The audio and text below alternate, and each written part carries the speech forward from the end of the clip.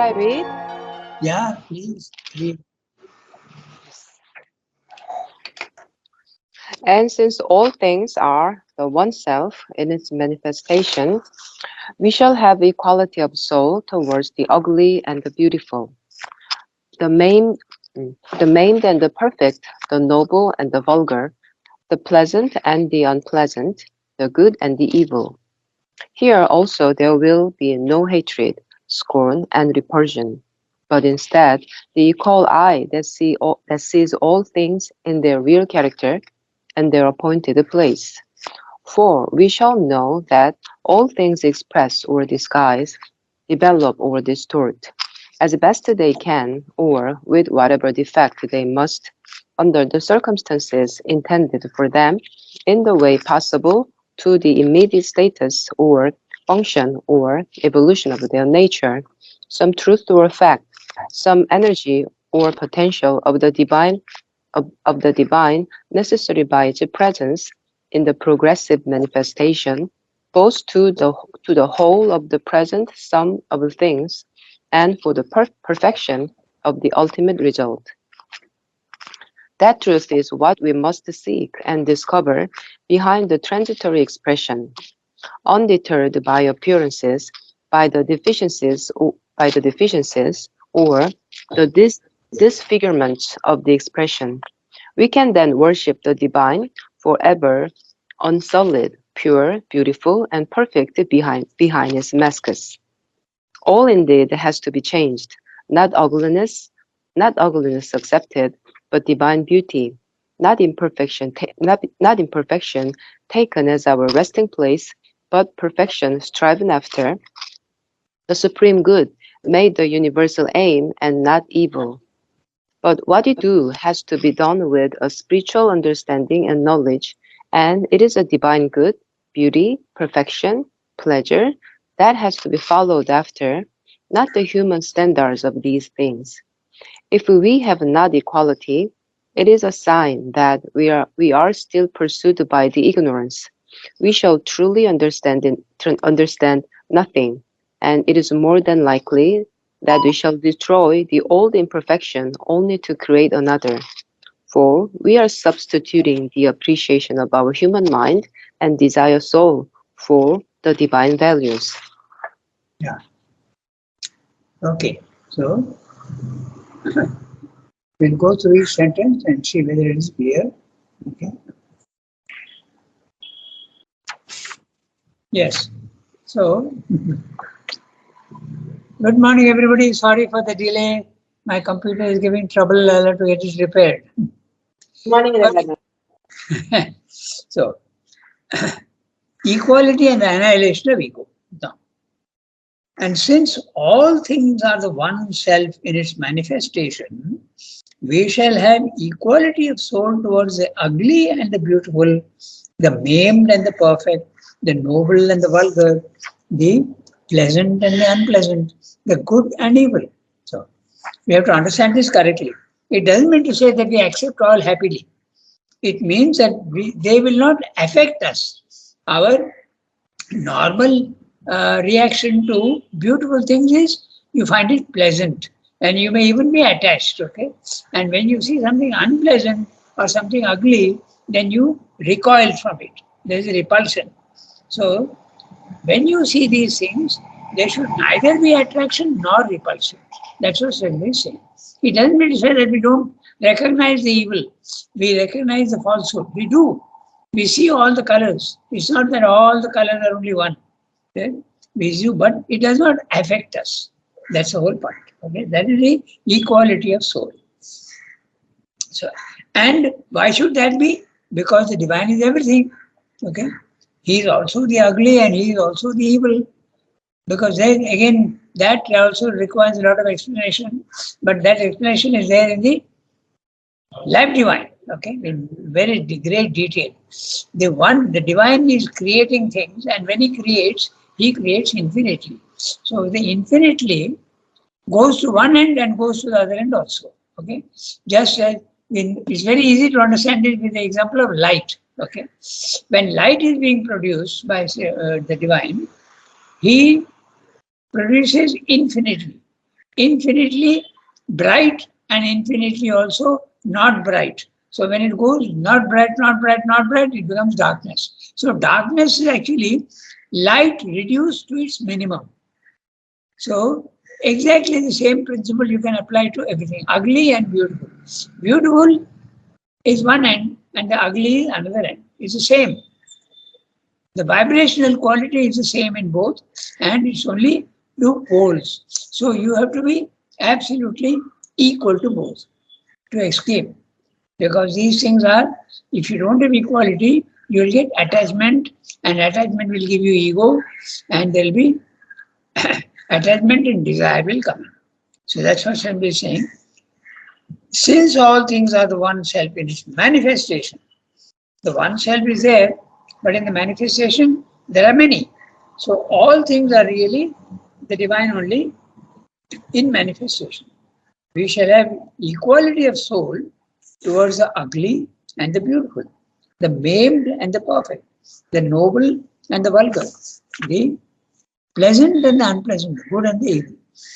Sometimes you may have to reject the ugly and the evil, but you have to do it with a calm spirit without any disgust. Okay? When you are rejecting the evil, nobody is saying that you accept the evil happily. Okay? That's important. You have to reject the evil, but you don't do it with a disgust and a hatred. You do it absolutely as something that needs to be done. That's all. Oh, I have to remove this, I'll remove it. You have to even burn it out if you want, but without any reaction inside. Inside, your consciousness will be absolutely calm and quiet. Okay? No disturbance at all. Here also, there will be no hatred, scorn, and repulsion, but instead, the equal eye that sees all things in their real character and their appointed place. Now look at that. Mother always says this, that there is nothing wrong in the universe. Only it doesn't have its place. You put everything in proper place. The whole universe is an integrated whole. It's not bits and pieces. It's an integrated whole, and everything has got a purpose. Okay. Then you may ask also, what is the purpose of evil? Okay. When you see evil, in the beginning there is a disgust, and you want the opposite. So if evil is not there, you will not want the opposite. So it has also got a function. Okay. That's the whole point. This is very summarily. We are just giving the idea. Okay. The discussion can go for a very long time. Yes, tell me. This will come only at the spiritual level, no, not at Yes, our level at all. absolutely, absolutely. But if you want to do yoga, you have to start applying this. And that is spiritual level starts when you have already reached the equality of soul. That is the spiritual level. Everything, all this what he's telling you is to reach the spiritual level. By definition, the spiritual level starts after you have got equality of soul. It doesn't start before. Before that, you are not a spiritual man, you are a sadhak. You are attempting to do. A sadhak is one who is attempting to go to the spiritual level. Okay? So all this is advice for those who want to get an equal soul. Okay? So here also that we read just now, there will be no hatred, scorn and repulsion. I think what Pallavi is saying is, should we not have disgust for the ugly? Okay? I think that's what you're saying, no? Pallavi? No, Rangada, it is very difficult at this level, even if we are trying, it is so very difficult at this level. So unless we reach the spiritual level, then we'll have the proper equality. Or it is the other way around. Yeah, but how will you reach that? You will reach only by trying. Okay? So, in the beginning, what you're saying is absolutely right. That's a difficulty. Nobody is saying that yoga is easy and equality of soul is easy. But you have to try. You have to go on trying, and there are so many ways of trying. You appeal to the divine, you put some pressure on yourself, you do all sorts of purificatory processes. That is what yoga is all about. Okay? And there are so many types of yogas. You can select any one which is suitable to you. Okay, so that's the thing. So, here also there will be no hatred, scorn, and repulsion. But instead, the equal eye that sees all things in their real character and their appointed place. Okay? Appointed place. For we shall know that all things express or disguise, develop or distort, at best as they can, as best they can, or with whatever defect they must, under the circumstances intended for them. See, even in the physical world, you have the sun and it gets covered up. So the sun is there and it gets covered up. And this truth is there in psychological level also. Okay, the ugly is covering up the beautiful. So you have to understand that. So, as best as they can, under the circumstances intended for them. So everything, there's an intention in everything. In the way possible to the immediate status or function or evolution of their nature. Some truth or fact, some energy or potential of the divine, necessary by its presence in the progressive manifestation of the whole of the present sum of things and for the perfection of the ultimate result. So, even the opposites, okay, they have their function because they impel you towards the right thing. The wrong impels you towards the right. So, suffering will make you get rid of suffering. You will want to get over it. That effort to get over it will not be there if suffering is not there. So, it has a function. Even the asuras, they have a function. Okay. They are the ones, when you are doing yoga, okay, and some imperfections are left, the asuras will point those out to you. Okay. They will discourage you. But that discouragement will show you that, oh, this imperfection is still there in me. And then you can try to correct it.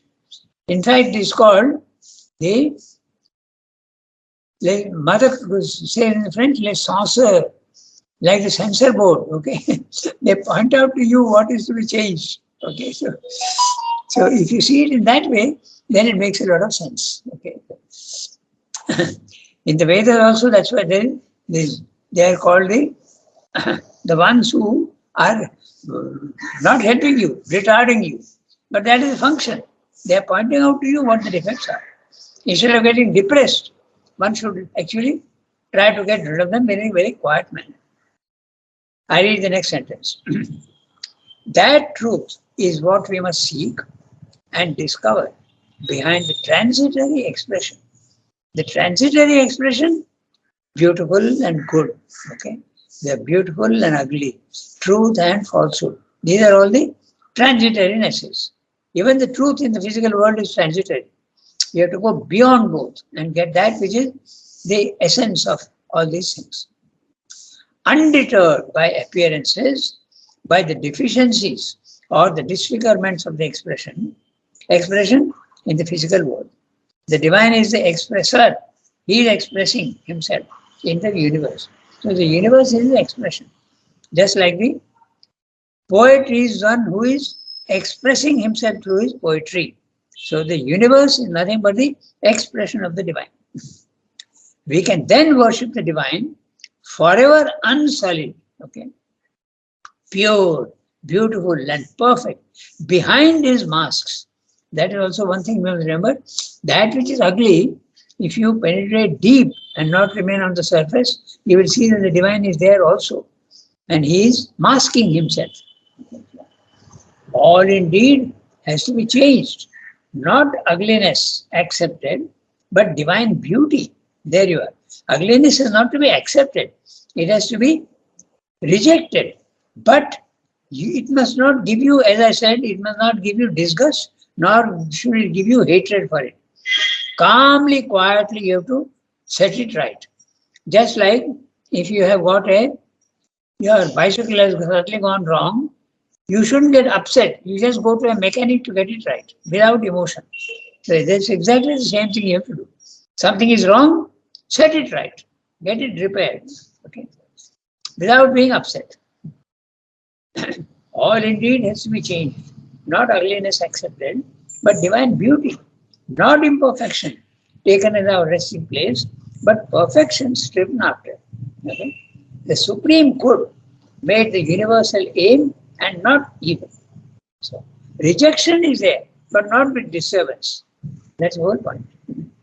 Like Arjuna, he gets so disturbed when he sees that he has to kill people. He has to continue the action dictated by the divine, but without any emotion, without any emotional upset. But what we do has to be done with a spiritual understanding and knowledge. And it is a divine good, beauty, perfection, pleasure that has to be followed after, not the human standard of these things. This human standard is what normally happens, but that is the reason why you have to start trying to get samatha. Okay.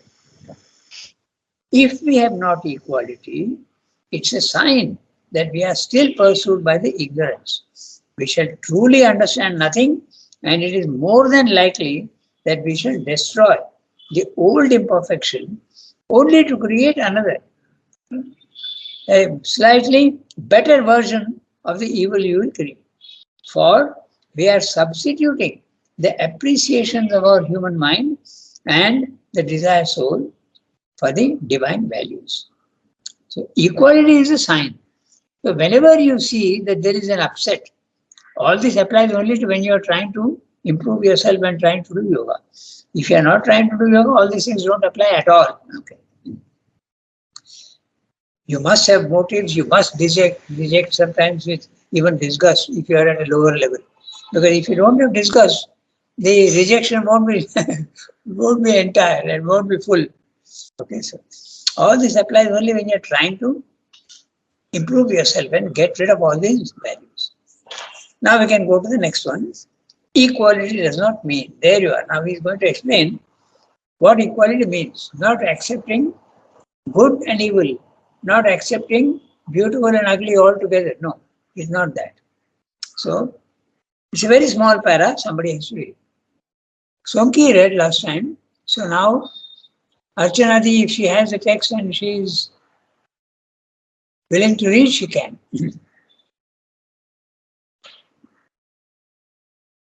Maybe she is not there on the.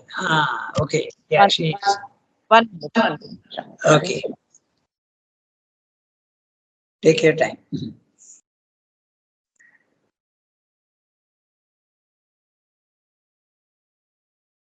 Equality? Yeah. Equality does not mean a fresh ignorance of blindness. It does not call for and need not initiate a grayness of vision and a blotting out of all hues. Difference is there, variation of expression is there, and this variation we shall appreciate far more justly than we could when the eyes were clouded by a partial and erring love and hate, admiration and scorn, sympathy and antipathy, attraction and repulsion. But behind the variation, we shall always see the complete and immutable who dwells within it, and we shall feel, know, or at least, if it is hidden from us, trust in the wise purpose and divine necessity of the particular manifestation, whether it appear to our human standards harmonious and perfect, or crude and unfinished, or even false and evil. Yeah. Very clear that equality does not mean that you are seeing ugly and beautiful are the same. No, they are not the same. But they should not have any effect on you. That's the whole point. Inside you are absolutely calm. Outside you reject the evil, but you accept the beautiful. The beautiful can be accepted and the ugly can be rejected. Okay. Not human persons, not ugly persons. No. You reject the ugliness, not the person. Okay, so that's what he's saying. It's a very small para, very clear in making. The colors all are seen very clearly for what the colors are. They are not mixed up. Okay, that's what he's saying. Blotting out of all hues is used in image. Okay, so red is red, blue is blue, evil is evil, falsehood is evil, and there is the truth. We have to see each one in its own, correctly appreciate each thing, but not be affected by anything. We can now go to the next one. It's a fairly long one, about almost a page. If Pallavi has got the text, she can read. Yeah, Yeah? I have the text. Yeah. And so,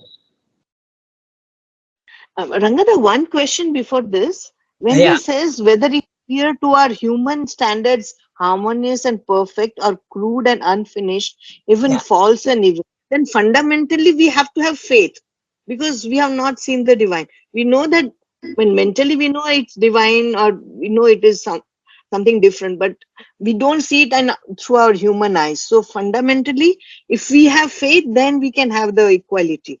yes, faith is there. Faith is there that the divine will help me to get rid of this. First of all, is to recognize the defect. And if we don't have the strength to get rid of it, you ask the divine to do it and you have faith that he will help you. Yeah, faith is necessary. Faith is always necessary for everything, even for non spiritual matters. You must have faith that you will succeed. In fact, that is the whole trend nowadays in everything, even in ordinary sport also. Okay, they have psychologists who help a team. Believe in yourself. Okay, you have faith that you will succeed. So, and in that faith is necessary for everything. Okay, even scientists. Okay, the famous case is there of so many scientists who go on trying, not discouraged by failure. Okay, uh, they know that they will succeed. Even if they don't know, that determination must be there. Faith must be backed by determination and persistence. Then it will happen. Ultimately, the divine will help, but you must not get depressed. Yeah, faith is necessary, of course. So, we start reading the next one. Yeah, yeah, read. And so too we shall have the same equality of mind and soul towards all happenings, painful or pleasurable, defeat and success, honor and disgrace, good repute and ill repute, good fortune and evil fortune. For in all happenings we shall see the will of the master of all works and results, and a step in the evolving expression of the divine. He manifests himself to those who have the inner eye that sees, in forces and their play and results, as well as in things and in creatures. All things move towards the divine event. Each experience, suffering, and carrying out a universal suffering and want, no less than joy and satisfaction, is a necessary link in the carrying out of a universal movement which it is our business to understand and second. To revolt, to condemn, to cry out is the impulse of our unchastened and ignorant instincts. Revolt, like everything else, has its uses in the play and is even necessary, helpful, decreed for the divine development in its own time and stage. But the movement of an ignorant rebellion belongs to the stage of the soul's childhood or to its raw adolescence. The ripened soul does not condemn, but seeks to understand and master, does not cry out, but accepts or toils to improve and perfect, does not revolt inwardly, but labors to obey and fulfill and transfigure. Therefore, we shall receive all things with an equal soul from the hands of the Master. Failure we shall admit as a passage as calmly as success until the hour of the divine victory arrives. Our souls and minds and bodies will remain unshaken by acutest sorrow and suffering and pain if in the divine dispensation they come to us, unoverpowered by intensest joy and pleasure. Thus, supremely balanced, we shall continue steadily on our way, meeting all things with an equal calm until we are ready for a more exalted status and can enter into the supreme and universal Ananda. Okay, so very clear what he's saying, that everything has got its own place, even the revolt and all that has got its own place. When you are at a child level, Shabdo uses this image of the childhood of a soul, adolescence of a soul, and a ripened soul, adult soul. Very often he uses this in his writings, particularly in the synthesis he goes on. So what, as a child, what you need you won't need when you're an adolescent. And when you are an adolescent, you have to get rid of certain things which you won't need when you are a ripened soul. So everything has got it, even evil, as that's the reason why revolt, even disgust, all these things also have, even hatred. Okay, when you are unripe, you have to hate the wrong. Okay, but afterwards you realize that you have to reject the wrong without hatred. So that's a gradation that has to be reached. Okay, so let's read each sentence. And so too, we shall have the same equality of mind and soul. Now, look at that. The soul is the inner and the mind is the outer. So first of all, the inner has to become absolutely calm and quiet.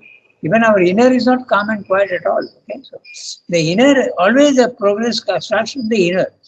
Outwardly, you may not have equality, but inwardly, you are absolutely calm. But that inward calm has to be made outward calm later on, but that comes later. Yes. And so too we shall have the same equality of mind and soul towards all things, all happenings, painful or pleasurable, defeat and success, honor and disgrace, good repute and ill repute, good fortune and ill fortune. Even ill fortune has got its own purpose. Okay? It is pushing you towards to get rid of the reasons for the evil fortune. For in all happenings, we shall see the will of the master of all works, the master of all works and results, and a step in the evolving expression of the divine. He manifests himself to those who have the inner eye that sees. If you can see subtly the truth behind things, that means you've already got the equality. In forces and their play and results, as well as in things and creatures. Everything, the divine presence is there in everything. All things move towards a divine event. Each experience, suffering and want, no less than joy and satisfaction, is a necessary link. So, very clearly, how it is a link. Because suffering will take you to want you to get rid of it. Okay. Evil also, when you develop sufficiently, then you will not want to have evil. You will not go. So the negatives are pushing you towards the positives. Okay, so they have their function. And want no less than joy and satisfaction is necessarily linked in the carrying out of a universal movement, which it is our business to understand. And second means to support. Okay, to agree, to follow. Usually the word second is used in when there are propositions in a meeting. Somebody gives a suggestion and somebody says, I second it. That means I support it. Okay. I am the second one who supports this resolution. It is used in that sense. Support, agree, follow. To revolt, to condemn, to cry out is the impulse of our unchastened and ignorant instincts. Impure, unchastened, impure, and ignorant instincts. Revolt, like everything else, has its uses in the play and is even necessary, helpful, decreed for the divine development in its own time and stage. So that stage and time is very important. Okay? Then it is necessary. But what is necessary today will not be necessary tomorrow. That's why he keeps on saying that this principle is there in everything. Ego was the helper, ego is the bar. When you go up, then ego becomes the bar. Mind was the helper, then mind becomes the bar. Mind is helping you to become more human and more mental, more man. But the moment you see that thoughts are disturbing you, you have to silence your mind. You have to get rid of the mind and go beyond the mind. Everything, at every stage is a helper and later on it becomes a bar. Okay, so. Revolt, like everything else, has its uses in the play and is even necessary, helpful, decreed for the divine development in its own time and stage. But the movement of an ignorant rebellion belongs to the stage of the soul's childhood or to its raw adolescence. He also used the word adult soul. The ripened soul, or the adult soul if you want, does not condemn but seeks to understand and master. You have to become master. You have to reject it, but calmly, without disgust and without rebellion. Does not cry out, but accepts or toils to improve the and perfect. Does not revolt inwardly, but labors to obey and fulfill and transfigure. Change it without getting upset. Therefore, we shall receive all things with an equal soul from the hands of the Master.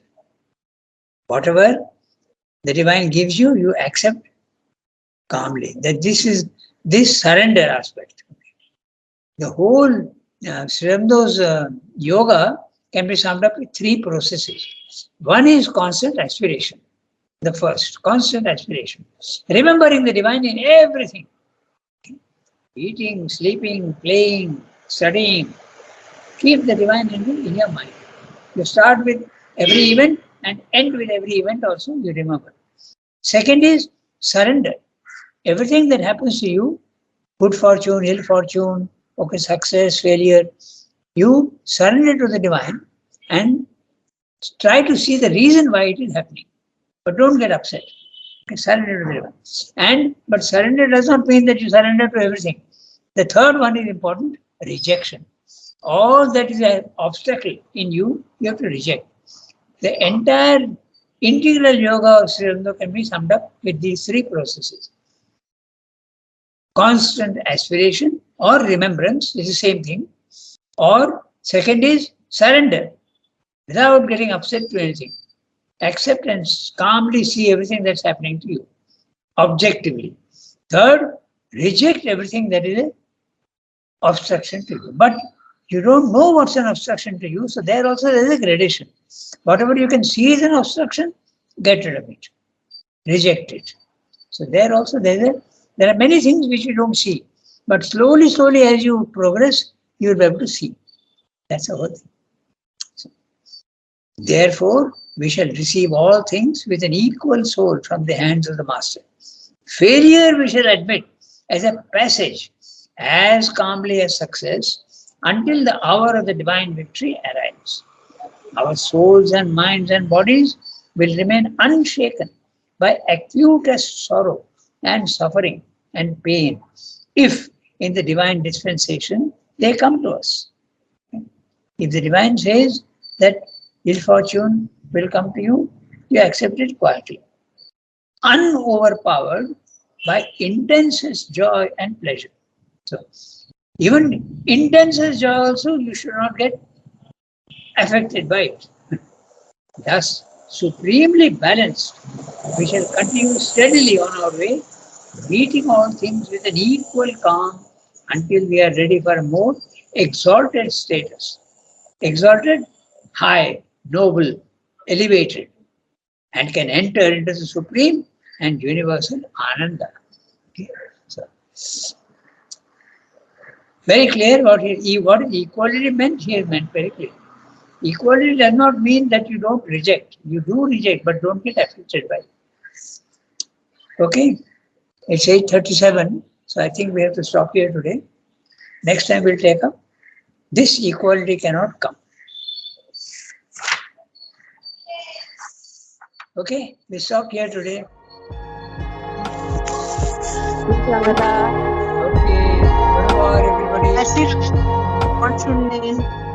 Have a nice day.